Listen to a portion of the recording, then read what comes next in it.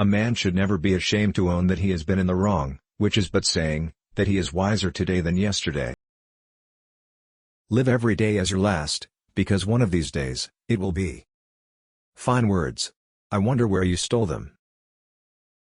May you live every day of your life. It is useless to attempt to reason a man out of a thing he was never reasoned into. I have been assured by a very knowing American of my acquaintance in London, that a young healthy child well nursed, is, at a year old, a most delicious nourishing and wholesome food, whether stewed, roasted, baked, or boiled, and I make no doubt These reasonings will furnish us with an adequate definition of a true critic, that he is a discoverer and collector of writers' faults. I have one word to say upon the subject of profound writers, who are grown very numerous of late. A person with good eyes may see to the bottom of the deepest, provided any water be there, and often, when there is nothing in the world at the bottom, besides dryness and dirt, though it be but a yard and half underground, it shall pass however. So that, upon the whole, there must be some kind of subjection due from every man to every man, which cannot be made void by any power, preeminence, or authority whatsoever.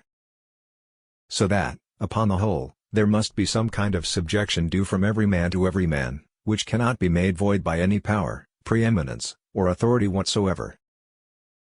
Punning is a talent which no man affects to despise but he that is without it.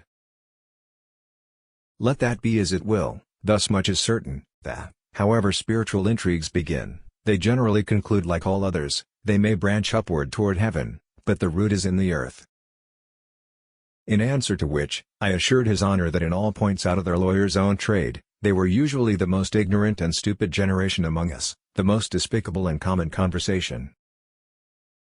I will no more believe than that the accidental jumbling of the alphabet would fall into a most ingenious treatise of philosophy.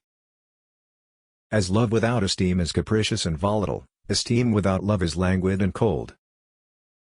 The stoical scheme of supplying our wants by lopping off our desires, is like cutting off our feet, when we want shoes. Satire is a sort of glass wherein beholders do generally discover everybody's face but their own, which is the chief reason for that contraception it meets with in the world, and that so very few are offended with it. When a great genius appears in the world you may know him by this sign, that the dunces are all in confederacy against him. We of this age have discovered a shorter, and more prudent method to become scholars and wits, without the fatigue of reading or of thinking,